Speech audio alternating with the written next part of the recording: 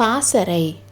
புத்த விகாரத்திலிருந்து கிளம்புன கொஞ்ச நேரத்திலேயே குதிரையில் வந்த வீரர்கள் பரஞ்சோதியை நடுவில் விட்டுட்டு 3 பேர் பரஞ்சோதிக்கு முன்னாடியும் 3 பேர் பரஞ்சோதிக்கு பின்னாடியும் வந்தாங்க.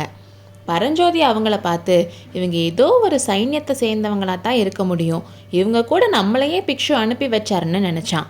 அவன் அவங்களுக்கு முன்னாடி போக நினச்சாலோ இல்லை பின்னாடி போக நினச்சாலோ அதுக்கு அவங்க இடம் கொடுக்காம இருந்தது. அவனுக்கு வழிகாட்டி கூட்டிகிட்டு போகிறாங்களா இல்லை சிறைப்படுத்திட்டு கூட்டிகிட்டு போகிறாங்களான்னு சந்தேகம் வந்துச்சு. வடக்கு திசையில் கிருஷ்ணா நதிக்கிட்ட தான் ஸ்ரீபர்வதம் இருக்குன்னு பரஞ்சோதிக்கு தெரியும். ஆனால் காலையில் கிளம்புனதுல இருந்து அந்த வீரர்கள் மேற்கு திசை பக்கமே போயிட்டு இருந்தாங்க. கொஞ்ச நேரம் போனதுக்கு அப்புறமாவது வடக்கு பக்கம் திரும்புவாங்கன்னு அவன் நினச்சதும் நடக்கிற மாதிரி தெரியல. அதனால் அவன் நம்மளை சிறைப்படுத்தி தான் கூட்டிகிட்டு போகிறாங்களான்னு கன்ஃபார்ம் பண்ணிக்க நினச்சான். அவங்க போகிற வழியில் வடக்கு திசை பக்கம் போன ஒரு பாதையில் அவன் குதிரையை விட்டான். கண்மூடி திறக்கிறதுக்குள்ளே அவங்க 6 பேரும் அவனை சுற்றி நின்று அவன் மேலே வேல் எறிகிறதுக்கு ரெடி ஆனாங்க. பரஞ்சோதிக்கு வந்தது பாரு கோவம். அவனோட வேலை எடுத்து அவன் பக்கத்தில் நின்றுட்டு இருந்தவன் மேலே வீசுறதுக்காக எடுத்தான். ஆஹா, என்ன ஒரு ஏமாற்றம்! அவன் எடுத்த வேல் எங்கேயோ போய் விழுந்துச்சு. அவனும் கீழே விழுந்தான். அவன் எப்படி கீழே விழுந்தான்னு அவனுக்கே தெரியல. அதுக்கப்புறம்தான் அவன் உடம்புல ஒரு கயிறு சுற்றி இருக்கிறத பார்த்தான். அந்த வீரர்களில் ஒருத்தன் சுருக்கு போட்ட கயிறை அவன் மேலே போட்டு பரஞ்சோதியை இழுத்து கீழே தள்ளிட்டான்னு தெரிஞ்சுது. 2வது தடவை சூழ்ச்சியால் தான் அவமானப்பட்டதை நினச்சி அவனுக்கு கோபமாக வந்துச்சு. அவன் வந்த குதிரை இனிமேல் நமக்கு இங்கே வேலை இல்லைன்னு தெரிஞ்சுக்கிட்டது மாதிரி வந்த வழியே ஓடிட்டு இருந்துச்சு. இனி போராடுவதில் எந்த பயனும் இல்லை, நடப்பது நடக்கட்டும்னு பரஞ்சோதி சும்மா இருந்தான். 3 வீரர்கள் இறங்கி வந்து பரஞ்சோதியோட கையை முதுகு பக்கம் சேர்த்து கட்டுனாங்க. அவனை ஒரு குதிரையில் ஏற்றுனாங்க. அவனுக்கு பின்னாடி அந்த வீரர்களில் ஒருத்தனும் ஏறிக்கிட்டான். மறுபடியும் குதிரைகள் எல்லாம் மேற்கு திசையில் போச்சு. கொஞ்ச தூரம் போனதும் பரஞ்சோதி ஒரு அபூர்வமான காட்சியை பார்த்தான்.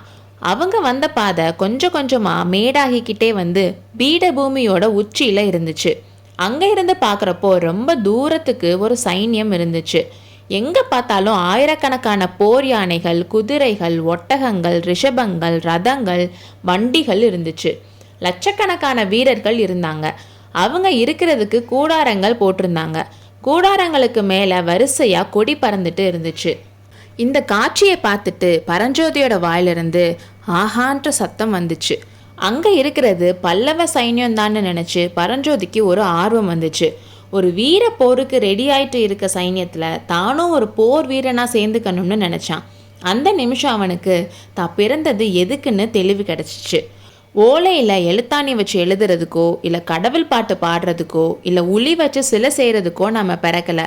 கையில் வாளும் வேலும் வச்சு எதிரிகளோட தலையை உருட்டி அவங்க நெஞ்சில் வேலை பாய்ச்சி வெற்றி சங்கு முழங்க உலகமெல்லாம் வீராதி வீரன்னு பேர் எடுக்கிறதுக்கு தான் பிறந்திருக்கோம்னு உணர்ந்தான். இப்படி அவன் நினைக்கிறப்பவே அவனுக்கு அளவில்லாத சந்தோஷம் வந்துச்சு. ஆயனர் வீட்டில் புத்தர் சிலைக்கு பின்னாடி இருந்து அவன் பார்த்த மகேந்திர சக்கரவர்த்தியோட கம்பீரமான உருவம் அவனுக்கு ஞாபகம் வந்துச்சு. அவர் இந்த சைன்யத்தோட முதல் சேனாதிபதியாக இங்கே தான் இருப்பார், நம்மளை அவர்கிட்ட கொண்டு போய் நிப்பாட்டுவாங்க. அவரை பார்த்ததும் அவர் காலில் விழுந்து, பிரபு உங்களோட சைன்யத்தில் என்னையும் சேர்த்துக்கங்கன்னு கேட்கணுன்னு முடிவோடு இருந்தான். சித்திரக்கலையுமாச்சு வர்ண சேர்க்கையுமாச்சு. ஆயனரும் நாகநந்தியும் எக்கேடாவது கெட்டு போகட்டும், இந்த மாதிரி அவன் நினச்சிக்கிட்டே வந்தப்போ அவனுக்கு மறுபடியும் ஒரு டவுட் வந்துச்சு.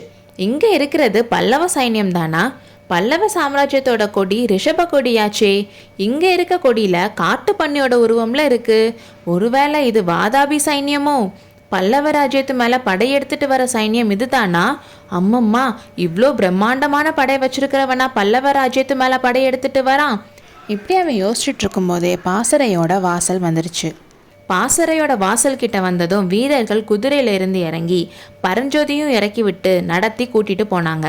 பாசறைக்குள்ள நடந்து போயிட்டு இருந்தப்போ அங்கே இருந்த வீரர்கள் பேசின பாஷை, அவங்களோட தோற்றம் வச்சு இது பல்லவ சைன்யம் இல்லைன்னு தெளிவாயிடுச்சு அவனுக்கு. பகைவர்களோட பாசறை தான், இங்கே வந்து மாட்டிக்கிட்டோமே, தப்பிச்சு போகிறதுக்கு வழியே இல்லை போலன்னு நினச்சான். மனசு ரொம்பவே தளர்ந்து போனதால் நடக்கக்கூட முடியலை அவனால். அதனால் அந்த வீரர்கள் அவனை இழுத்துட்டு போனாங்க. அப்போ கொஞ்ச தூரத்தில் நமக்கு ஏற்கனவே பழக்கப்பட்ட முகம் ஒன்று அவன்கிட்ட வரதை பார்த்தான். பக்கத்தில் வந்தது தான் தெரிஞ்சது அது வஜ்ரபாகுன்னு. வஜ்ரபாகுவை பார்த்த உடனே ஃபஸ்ட்டு கொஞ்சம் சந்தோஷம் வந்தாலும் நம்ம இப்போ இந்த நிலைமையில இருக்கிறதுக்கு காரணமே இவன் தானே அவனுக்கு தோணுச்சு. வஜ்ரபாகு பரஞ்சோதியை பார்த்து, தம்பி இது என்ன கோலம்னு கேட்டான். அவன் கூட்டிட்டு வந்த வீரர்கள் கிட்ட ஏதோ பேசிட்டு, தம்பி பயப்படாத, சத்யாச்சிரய புலிகேசி மன்னர்கிட்ட உள்ளதை உள்ளபடி சொல்லு, உனக்கு ஒன்றும் ஆகாதுன்னு சொன்னான். வஜ்ரபாகுவோட வார்த்தைகளை விட அவனோட கண்கள்ல இருந்து வந்த சைகை பரஞ்சோதிக்கு அதிக தைரியத்தை கொடுத்தது. அடுத்த அத்தியாயத்தில் சந்திப்போம்.